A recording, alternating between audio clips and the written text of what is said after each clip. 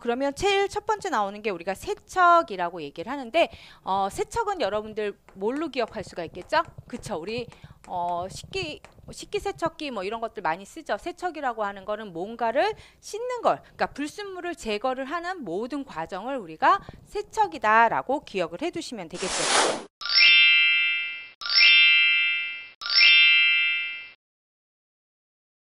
그런데 우리가 이런 세척 과정은 물을 넣어서 세척하는 과정도 있겠지만 물이 없이 세척하는 것도 있습니다. 그래서 그거를 우리가 물을 넣는 것을 습식, 책에는 습식이 뒤에 나오니까 할게요. 그리고 물이 없이 하는 세척 방법을 건식 세척법이라고 얘기를 하는데, 건식 세척법의 종류가 이제 나와 있죠. 하나씩 살펴보면 체, 송풍, 자석, X선 같은 것들을 주로 이용한다. 그래서 여러분들이 이제 보기에 나오면 다음 중 건식 세척법이 아닌 것은 하고 이렇게 나오면 이거는 건식 세척법이 아니지라고 하는 거를 이렇게 골라내실 수 있으면 돼요.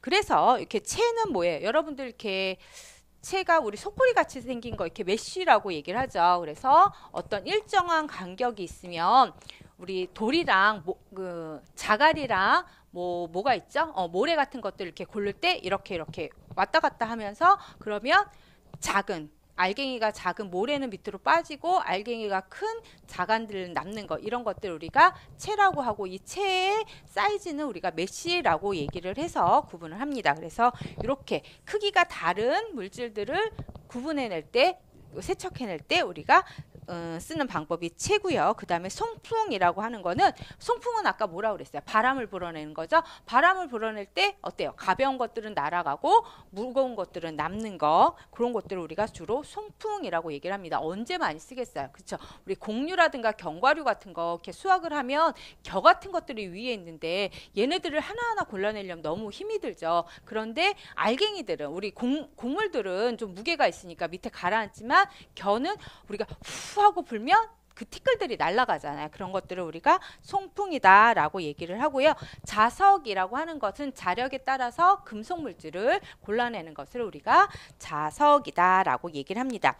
X선이라고 하는 건 뭐냐면, 예를 들면 우리 통조림 같은 거 이렇게 안에, 포장식품 안에 내용이 잘 보이지 않는데 이 안에 이물질이 들어있는지 안 들어있는지를 어떻게 구분할 수가 있어요? 그쵸? X선을 조사를 해보면 우리 여러분들께서 왜 공항 갈 때 우리 가방들 이렇게 캐리어에 보면 그걸 X선을 조사를 하잖아요. 그러면 우리가 캐리어 안에 들어있는 물건이지만 그 안에 있는 물건들이 대략은 어떤 물건들이 어떤 모양들이 있는지 이렇게 보이죠. 그래서 우리가 원하는 것들을 이렇게 골라낼 수 있는 거, 이런 것들을 X선이다라고 보시면 되겠습니다. 그 다음에 이제 물을 다는 것들을 우리가 습식 세척법이다라고 얘기를 하는데요. 습식 세척법에는 담금, 우리 이제 물에 담가놔서 세척하는 거, 분무는 위에 스프레이 같은 거 이렇게 뿌리는 걸 얘기를 하고요. 부유라고 하는 거는 위에 뜨는 것들을 걸러내는 것을 부유 세척법이다라고 얘기를 하고요.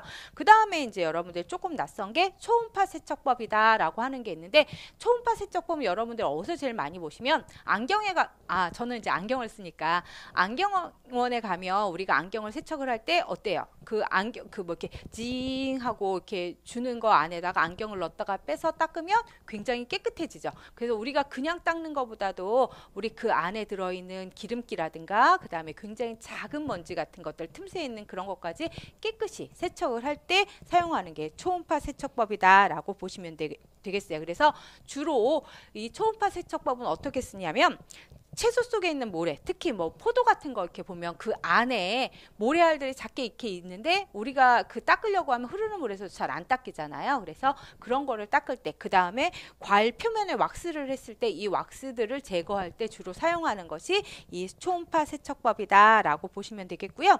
또 요즘 많이 사용하는 건 계란도 우리가 예전에는 어때요? 뭐 그 안에 뭐 이렇게 겉에 닭털도 붙어 있고 그 다음에 계란 똥도 붙어 있는 그런 게 시장에 가면 많이 있었는데, 요즘 마트에서 파는 계란들은 그런 것들이 별로 없잖아요. 그런 것들을 우리가 세척을 할 때도 주로 많이 이용하는 것이 이 초음파 세척법이다라고 보시면 되겠습니다. 그 다음에 이제 우리 혼합 및 유화라고 얘기하는데, 이 혼합이라고 하는 건 뭐예요? 그쵸? 여러 가지 그 2가지 이상의 물질들을 우리가 섞어주는 거를 우리가 혼합이다라고 얘기를 합니다. 그러면 보통 이렇게 혼합을 할 때는 어때요? 고체와 액체를 섞을 때도 있고 고체와 고체를 섞을 때도 있고 기체와 기체를 섞을 때도 있겠죠. 이런 그 과정의 방법들을 보시면 되겠습니다. 그래서 가루는 주로 어때요? 이렇게 돌려주면 그렇게 돌려주거나 뭐 이렇게 해서 이걸 우리가 회전이라고 얘기를 하는데 회전시켜서 주로 혼합을 하고요. 액체는 어때요? 우리가 보통 교반기라고 해서 이렇게 막대 2개에서 교반시켜 가지고 그 하는 거를 우리가 액체라고 얘기를 합니다. 그래서 혼합의 원리에 좀 보시면 첫째 균일화라고 하는 게 있죠. 우리가 혼합이라고 했는데 어때요? 한쪽에 몰려 있으면 제대로 그 섞인 게 아니죠. 그래서 혼합에서는 균일화가 굉장히 중요하고요. 그 다음에 성분의 변화도 있습니다. 그러니까 예를 들면 어떤 거냐면 우리가 밀가루에 소량의 물을 넣어서 반죽을 하면 어때요? 글리아딘이라고 하는 단백질이 글루테닌이라고 하는 것과 만나서 반응을 해서 글루텐이라고 하는 우리가 점탄성을 가지고 있는 물질을 만들죠. 이렇게 우리가 혼합을 해서 우리 그 안에 있는 성질이 변화하는 것들도 있다라고 보시면 되겠고요. 그리고 화학적 변화를 촉진을 합니다. 그건 뭐냐면